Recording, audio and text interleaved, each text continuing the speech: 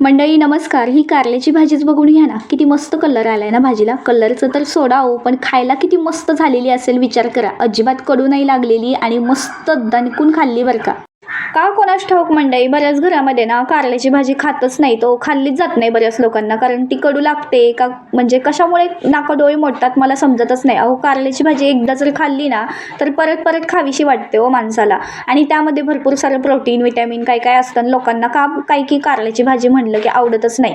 पण कारल्याची भाजी ज्यांना पण आवडत नाही ना त्यांना तुम्ही अशा पद्धतीनं करून द्या, बघा किती आवडीनं खातील, बोट चाटून पुसून खातील. एवढी भन्नाट होते ना ही भाजी. तुम्ही फक्त एकदा माझ्या पद्धतीनं ही रेसिपी बनवून पहा. आता इथं मी मला हव्या त्या आकारामध्ये कारल्याच्या कापण्या करून घेतलेल्या आहेत आणि फोडी मस्त कापून घेतल्यात कारल्याच्या. आणि आतमधलं सगळं बी कारल्याचं मी काढून घेतलेलं आहे. शक्यतो कारल्याचं बी आतमध्ये अजिबात ठेवायचं नाही, बिलकुल पण भाजी तुमची चांगली बनणार नाही. मग सगळा फ्लेवर कडू येईल कारल्याच्या भाजीचा. त्यामुळे कारल्याच्या ब्या अवश्य काढायच्या आहेत आतमधल्या. तुम्ही कोणत्या पण शेपमध्ये कारल्याची कापणी करा, फक्त बी अवश्य काढा.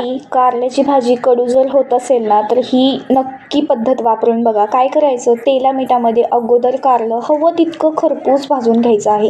जेवढं पण तुम्ही कारलं चांगलं भाजाल ना मंडळी, अजिबात कारलं कडू लागणार नाही. सगळा कडवटपणा ह्या कारल्याचा भाजूनच निघून जातो बरं का. त्यामुळे शक्यतो कारलं जास्तीत जास्त प्रमाणामध्ये भाजून घ्यायचं आहे. फुल व्हिडिओ आपल्या यूट्यूब चॅनलवरती आहे, तिथून तुम्ही पाहू शकता. व्हिडिओ आवडल्यास लाईक शेअर सबस्क्राईब